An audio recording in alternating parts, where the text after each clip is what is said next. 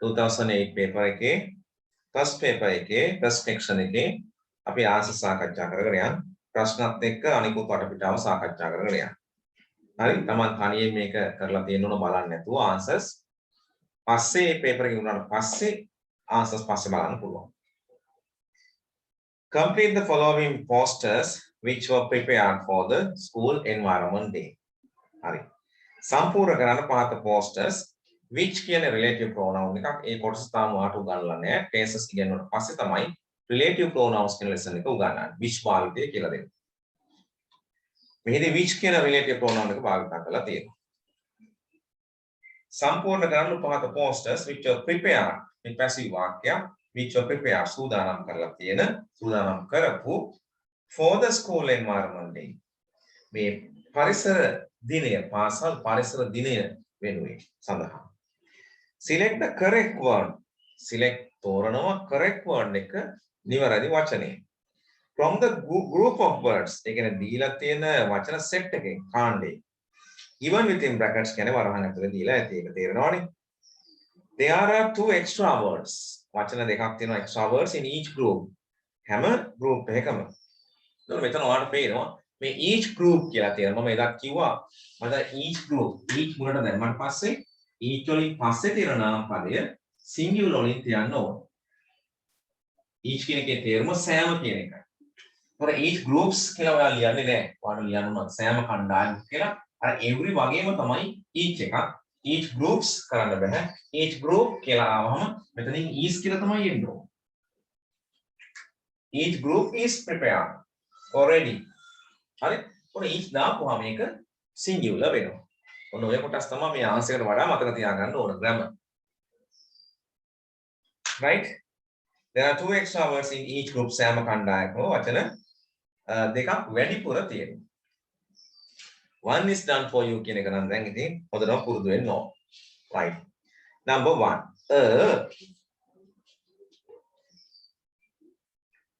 Lovely like a poem කියලා තියෙනවා. Admire it අගය කරන්න. මේක සම්බන්ධ වෙනවා. ආකාශ. Right. මේ පරණ සිලබස් එකේ poem එකක් තිබුණා. හරි? grade 8 වගේ 9 වගේ. අන්න ඒකේ තිබුණා මේ tree ගැන, ගසක් ගැන poem එකක්. හරි? අන්න ඒකේ කොටසක් තමයි මේ දාලා තියෙන්නේ. හරි? එතකොට a tree is a lovely like. දැන් ගසක් කියලායි කියවෙන්න ඕන. A tree is a lovely like a poem. ගසක් කියන්නේ හරිම සුන්දරයි හරියට කවියක් වගේ. හරි? අන්නේ poem එකේ තියෙන කොටස තමයි ඔයා අරන් දාලා තියෙන්නේ. එහෙනම් පළවෙනි එකට එන්න ඕන tree කියන එකයි. Right? tree තියෙනවා නම් හරි.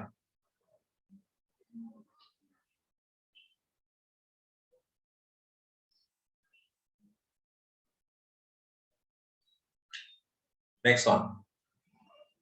Don't let. එතන වචනෙන් එහා පැත්තට ගිහලා බැලුවොත් මේ accumulate කියන්නේ මොකද්ද? රැස් වෙනවා එකතු වෙනවා. මොන ලියා ගන්න වචනේ? accumulate.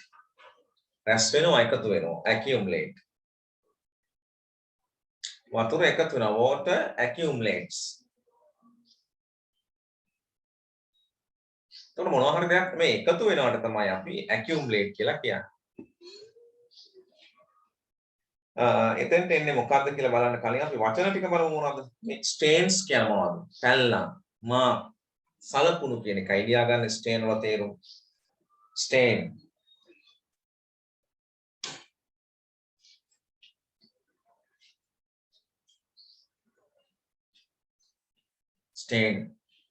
stain කියන්නේ පැල්ලම්, සලකුණු වගේ කියන තේරුම් තියෙනවා. garbage කියන්නේ අපි දන්නවා ඒක කුණු කියන එක garbage. germs කියන්නේ විස බීජ, sand කියන්නේ වැලි. It's a breeding ground for මේ breeding කියන එකේ තේරුම මතක තියාගන්න breed කියන්නේ බෝ වෙනවනේ බෝ කරනවනේ. ඔකේ past tense එක bred මතකද irregular verb එක. කිම දන්නේ නැත්නම් ලියා ගන්න. past participle එක bread bread breed bread කියලායි word එක use වෙන්නේ. ඔර breed කියන එකේ තේරුම බෝ කරනවා. හරි? මම කරන්නේ මේ වගේ answer එකක් අංගාලා දාගන්න එක නෙවෙයි වැඩි. ඊට අදාළ ඊට වචන grammar ඒවට පිටාව සාකච්ඡා කරගෙන knowledge එකක් ප්‍රශ්නයකට අදාළ දේවල් ඒ knowledge එක එකතු කරගන්න එක තමයි මේකේ අරමුණ. එහෙනම් breed බෝ කරනවා bread බෝ කරුවා bread බෝ කරලා. හරි. දැන් එතකොට මේකට ing ආපුවා මොකද වෙන්නේ? breeding. මතකද ගන්න එක දවසකුත් කිව්වා මේ verb එකකට ing ආපුවාම noun එකක් හැදෙනවා. adjective එකක් හැදෙනවා. verb එකේ present participle එක හැදෙනවා. හරි. මේක breed කියලා හරියන breeding කරලා ගන්න ඕනේ. ඒ කියන්නේ breed එකට ing ආපුවාම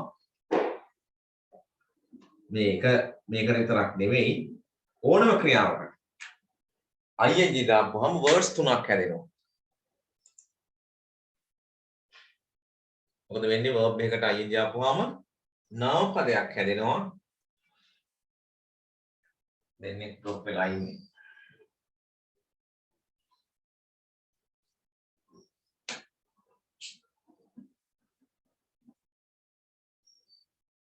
හරි කෙනෙක් ආවනේ. හරි එතකොට verb එකකට ing ආපුවාම එක දවසකවත් මතක් කරා ආයෙත් මතක් කරනවා. නාම පදයක් හැදෙනවා. adjective එකක් හැදෙනවා. verb එකේ present participle හැදෙනවා. හරි. දැන් උදාහරණයක් go verb go කියන verb එකට ing දානවා යමින් කියලා කියනවා. go plus ing going යමින්. එතකොට යමින් කියන තේරුම තමයි verb present participle කියන්නේ ing form verb එක. adjective එක තමයි යන කියන තේරුම. යෑම තමයි නාම පද. යෑම. ඊට අමතරව දැන් read කියන පදයට අපි ing දාපුවම reading වෙනවා. එතකොට කියවීම කියන පදේ නාම පදේ. හරිද? ඔය අවශ්‍ය නම් ඒවා ලියා ගන්න. reading කිව්වොත් කියවීම වෙනවා. ඒක නාම පදේ. කියවන තමයි adjective එක. කියවන කියන තේරුම තමයි adjective එක. කියවමින් කියන එක තමයි verb එකේ present participle. හරි. drink ගත්තොත් දැන් drink බොනවනේ ඒකට ing දාපුවම bombing වෙනවා. ඒ පළවෙනි තේරුම මොකක්ද මේ අවසාන තේරුම verb present participle. bombing ඉන්නවා. adjective එක බොන. නාම පදය බීම. right? හරි. දැන් උදාහරණ පැහැදිලි කරන්න පුළුවන්. I am drinking මම වතුර බොමින් ඉන්නවා. දැන් තේරුම ක්‍රියාපද තේරුම. හරි.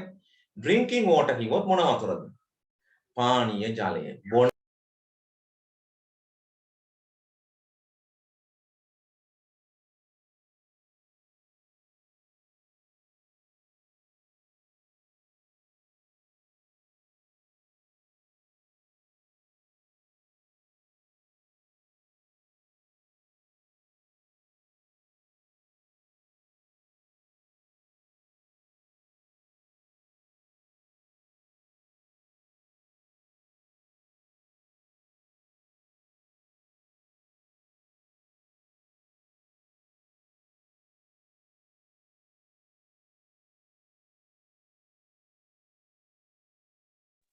සර් මයික් එක ඔෆ් වෙලා.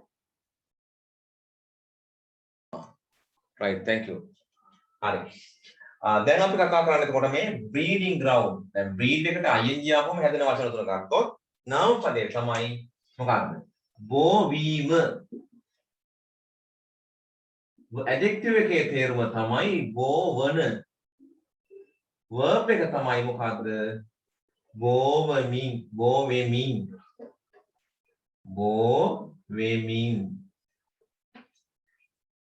එතකොට සෑම ක්‍රියාපදයකම මේ කතාව සිද්ධ වෙනවා. verb එකට ing ආපුවම නාම පදයේ නාම විශේෂණය සහ ක්‍රියාපදයේ present participle නැත්නම් හැඩගැසීම් පදවල වර්තමානයේ කියන කොටස් තුන හැදෙනවා.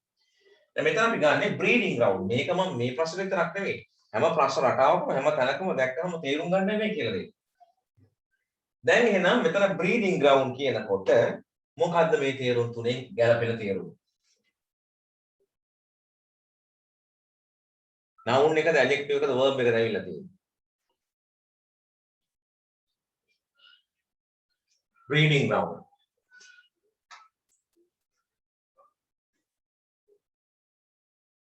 හරි ground කියන්නේ නාම පදේනේ.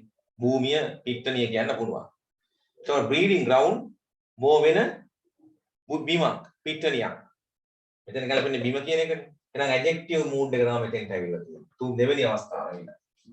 ඔන්නෝක කියලා දෙන්න තමයි ඔය නැගලුව ඊට වටපිටාව වැදගත් වෙන නිසා තමයි අනිත් ටික කියලා දුන්නේ. හරි it is a breeding ground for ඒක බෝ වෙන ground එකක් වෙනවා. භූමියක් වෙනවා බිමක් වෙනවා for කාටද කියලා තමයි අපෙන් අහන්නේ. දැන් ඔය අනුව ඔයාට හිතෙන්නේ මොකක්ද? don't let කියන්නේ ඉඩ දෙනවා don't let ඉඩ දෙන්න එපා. accumulate එකතු වෙනවා. දැන් මැද වචනේ මොකක්ද අපෙන් අහන්නේ? don't let මොනවා වෙන්නද? accumulate අවසාන වචන. don't let garbage accumulate. එහෙනම් කුණු එකතු වෙන්න දෙන්න එපා. එහෙනම් එතන වචනේ ගැලපෙන්නේ garbage. කුණු එකතු වෙන්න දෙන්න එපා. it's a breeding ground for ඒක අර බෝ වෙන ස්ථානයක් වෙනවා කාටද? කුණු එකතු වුණොත් මොනවද හැදෙන්නේ? හැල්ලන්ද හැදෙන්නේ? වැලිද හැදෙන්නේ? නැත්නම් විස බීජද හැදෙන්නේ?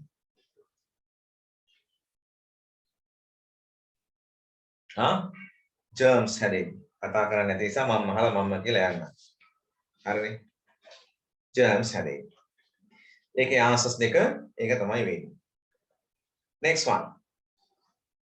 Don't be මුලින්ම තියෙනවා birds වචන ටික බලමු birds butterflies unkind කියන්නේ අකාරුණික animals සත්තු understanding තේරුම් ගනිමින් හරි එහෙනම්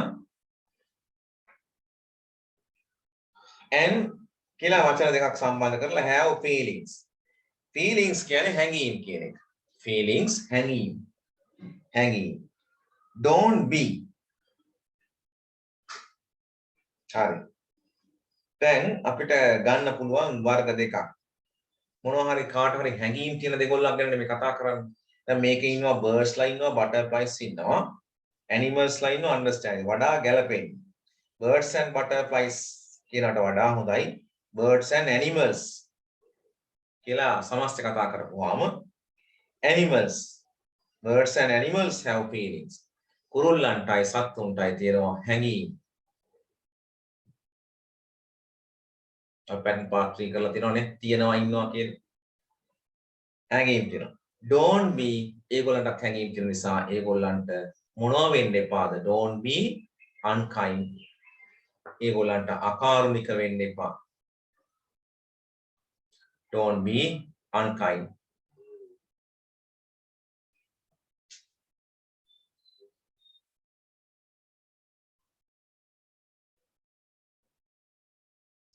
birds and animals have feelings don't be unkind to them ඒගොල්ලන්ට අකාරුණික වෙන්න එපා දැන් kind කියන පදේ කාරුණිකයි un කියන prefix එක ඇවිල්ලා තියෙන්නේ ඔය මුලට එන පද කොටස් වලට අකුරු කොටස් වලට අපි කියනවා prefixes කියලා අගට එන කොටස් වලට කියනවා suffixes කියලා හරි මේ දෙකොල්ලටම කියනවා affixes කියලා affixes හරි දැන් මුලට ඇවිල්ලා තියෙනවා un කියන prefix එක un ඇවිල්ලා තමයි kind එක unkind කරගෙන තියෙන්නේ.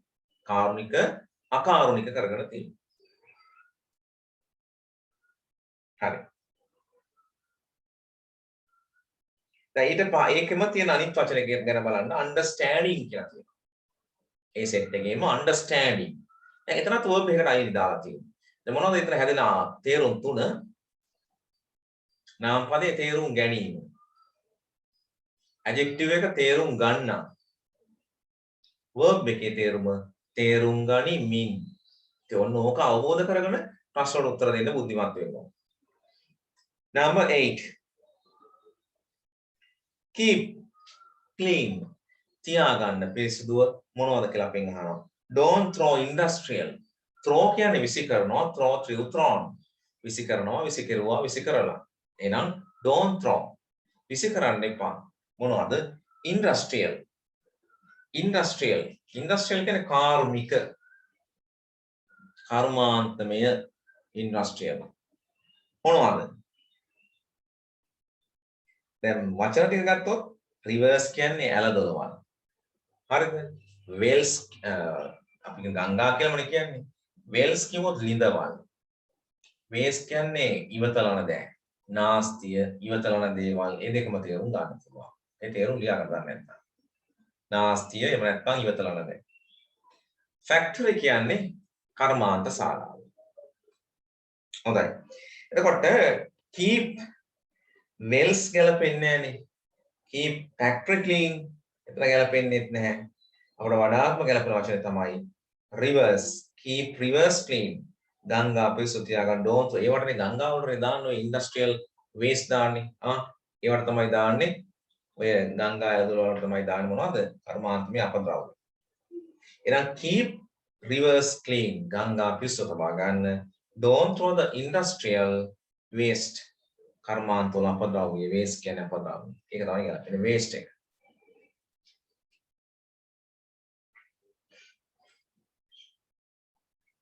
Number 10 11 10 trees කියලා තියෙනවා.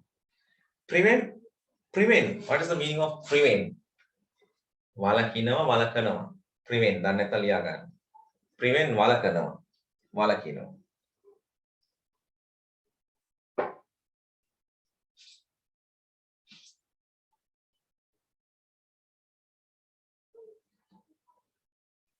Right?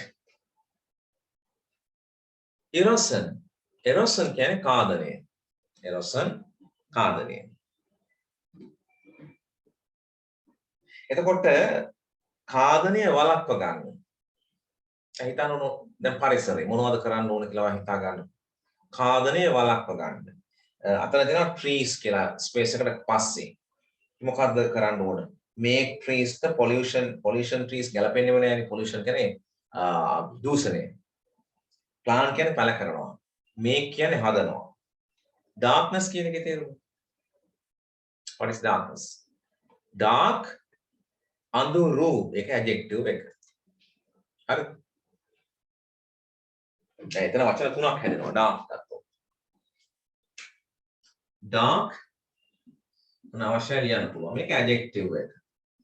අඳුරුනේ. What is dark? අඳුරු.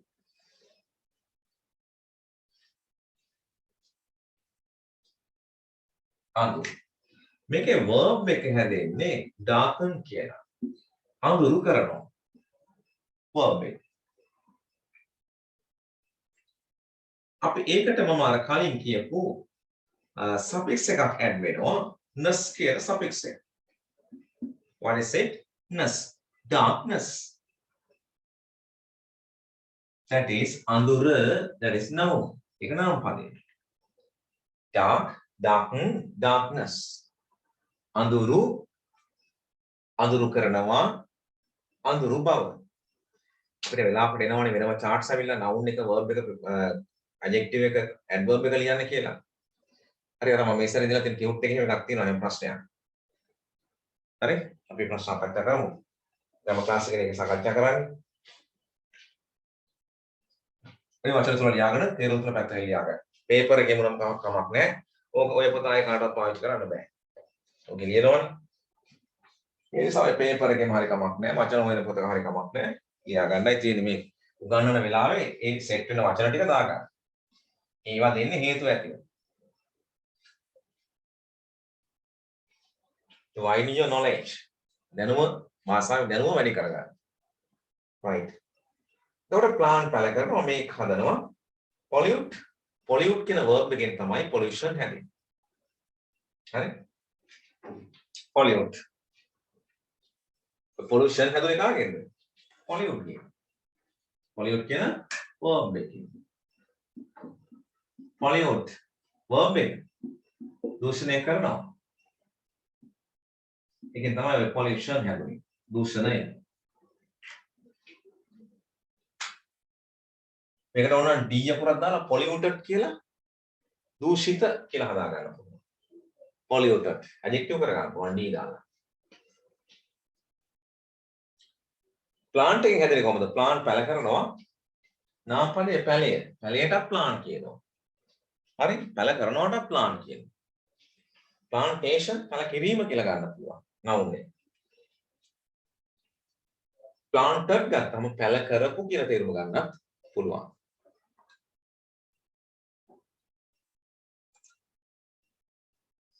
හරි.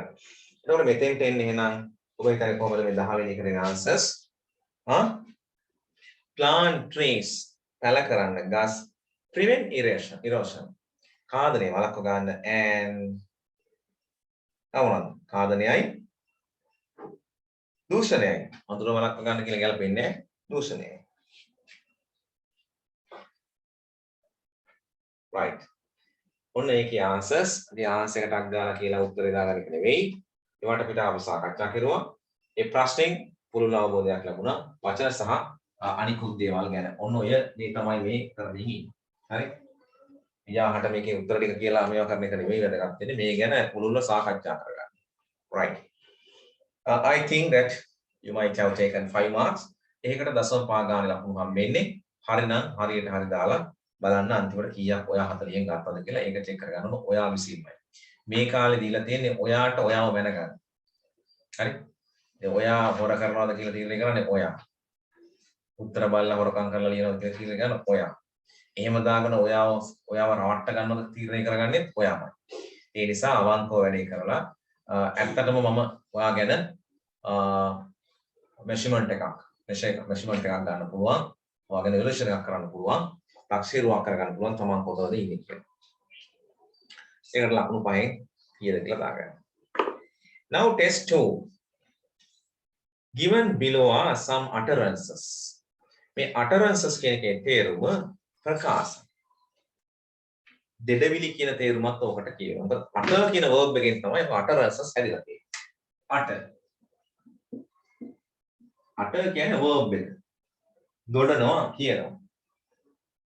හරි ඕකෙන් තමයි ඔය utterances කියන ප්‍රකාශය හදලා තියෙන්නේ utterances නාම පරි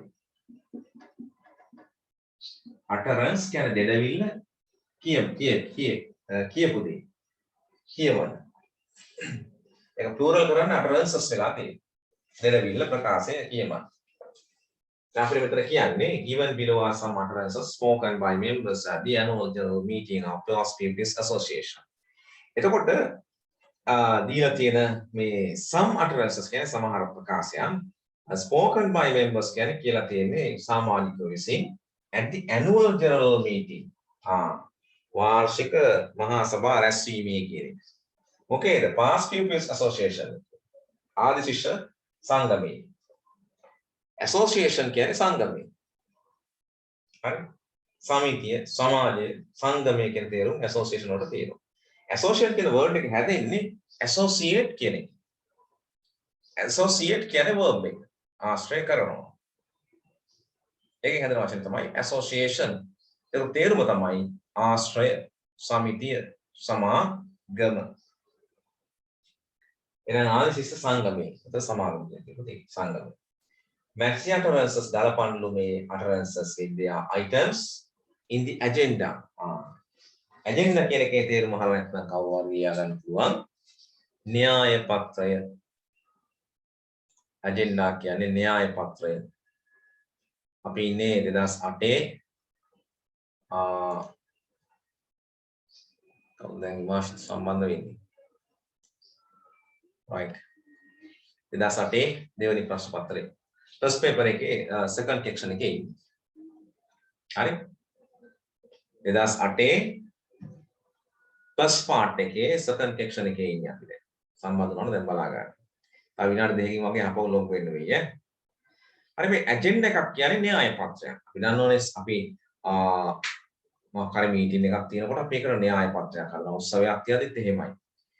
මුලින්ම ආගම සීකිරීම ඊට පස්සේ පොල් තෙල් පහන දැල්වීම ප්‍රධාන කතාව නැත්නම් වෙල්කම් ස්පීච් එක ඊළඟට චීෆ් ගෙස්ට් ස්පීච් එක ඊළඟට ඩ්‍රාමා එකක් ස්පීච් එකක් සෝං එකක් ඩ්‍රාමා එකක් ඩයලොග් එකක් ඊට පස්සේ වෙල්කම් වෝඩ් ඔෆ් තැන්ක්ස් අන්තිමට යන වෝඩ් ඔෆ් තැන්ක්ස් අන්න එහෙම අපි හදාගන්නේ යක්ෂි ප්ලෑන් එකක් අපි ඔකට තමයි ඇජෙන්ඩා එකක් කියලා කියන්නේ ප්‍රෝග්‍රෑම්ස් එක කොහොමද පෙළගස්සන්නේ කියලා හදාගන්න ඒ ලිස්ට් එකට තමයි ඇජෙන්ඩා කියලා කියන්නේ. ඒකට කියන අපි සිංහලෙන් න්‍යාය පත්‍රය කියන්නේ. There are 3 extra items. Items තුනක් තියෙනවා මේකේ. Write the item number in the space provided. A item වලට දීලා තියෙන number එක මේ හිස් තැනට දාන්න කියලා දෙනවා ඉස්සරහින්. හරි. 1 is done for you කියන එක තේරෙනවා දැන්. press 1. හරි අපි ඊට පස්සේ බලමුකෝ ඊට කලින් මේ items මොනවද කියලා. agenda එකේ welcome speech පිළිගැනීමේ කතාව. reading of minutes වාර්තාව කියවීම. minutes කියන්නේ වාර්තාව. සමිතිවල වාර්තාව තියෙන අන්නේ. ඒක වාර්තාව කියන දෙවෙනි අංගය. confirmation of minutes කියන්නේ වාර්තාව ස්ථිර කිරීම. confirmation of minutes වාර්තාව ස්ථිර කිරීම. tabling of letters කියන්නේ ලිපි සභාගත කිරීම. ලිපි එක එකනට අදින්න බෑ. මගේ ගැටලුවක් දෙන මේවා එක එක ලියුම් එවනවනේ සමිතියට. අන්න ඒවා සභාගත කරනවා සමාජිකයන්. එක්කෙනෙක් දෙනෙක් මොනවා හරි ලියුම් එවනවා හේතු දක්වලා අන්න ඒවා සභාගත කරනවා. annual accounts කියන්නේ වාර්ෂික ගිණුම්. guest speeches කියන්නේ අමුත්තගේ කතා. අමුත්තන්ගේ කතා. suggestions කියන්නේ යෝජනා. ඔය සමිතිය වල තියෙන යෝජනා. ඉවර වෙන වෙලාවක් එහෙම දෙනවනේ. අපි මේක කරමු අර කරමු එහෙම කියලා. ඒකට. eighth one chairman's speech. මේකේ සභාපතිගේ කතාව තමයි 8 වෙනි අංගය මේ. ninth one is what word of thanks. ඕන ප්‍රෝග්‍රෑම් එක අන්තිමට කරන්නේ ස්තුති කතාව. ඔය ස්තුති කතාවට තමයි word of thanks කියලා කියන්නේ. ඔන්න අපි ආන්සර් එකට වඩා යමක් කතා කරනවා. Let me present the financial report for the year 2007. The financial report කියන්නේ මේ මුල්‍යමය වාර්තාව. හරි? මට ඉඩ දෙන්න මුල්‍යමය වාර්තාව ඉදිරිපත් කරන්න 2007ට. එහෙනම් මොකක්ද? annual accounts නේ. එහෙනම් ඒකට එන්නේ අංක 5. පළවෙනි එකට අංක 5 එන්නේ.